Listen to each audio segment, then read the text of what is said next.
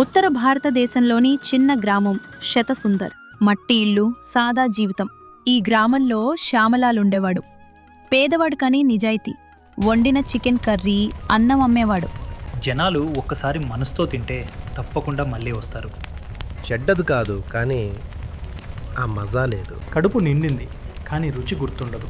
ఈ మాటలు రోజూ వింటూ శ్యామలాల్ నవ్వేవాడు, కానీ లోపల బాధపడేవాడు. ఈరోజు మిగిలిందా?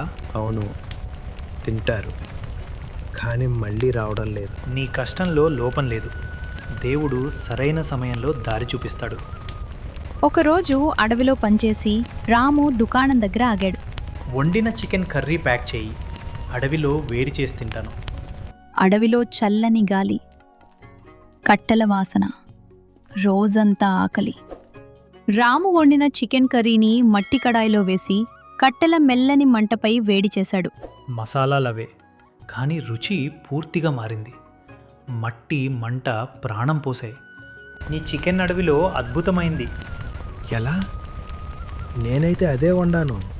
చికెన్ అదే, కేవలం మట్టి కడాయి, కట్టెల మంట. ఇన్నేళ్ళు రుచి కాదు, కడుపు మాత్రమే నింపాను. ఇప్పుడు సరిగ్గా మొదలుపెట్టు. తర్వాత రోజు శ్యామలాల్ అదే చికెన్ను మట్టి హండీలో కట్టెల మెల్లని మంటపై ఈరోజు వంట నిజంగా చాలా రుచిగా ఉంది. లోపం రుచిలో కాదు, పద్ధతిలో ఉంది. మధ్యాహ్నానికి ముందే హండీ మొత్తం ఖాళీ అయింది. మసాలాలతో కాదు, సరైన పద్ధతి ఓర్పుతో వస్తుంది. తన మూలాలు, సంప్రదాయాన్ని గుర్తుపెట్టుకునేవాడే తన గుర్తింపును సంపాదిస్తాడు.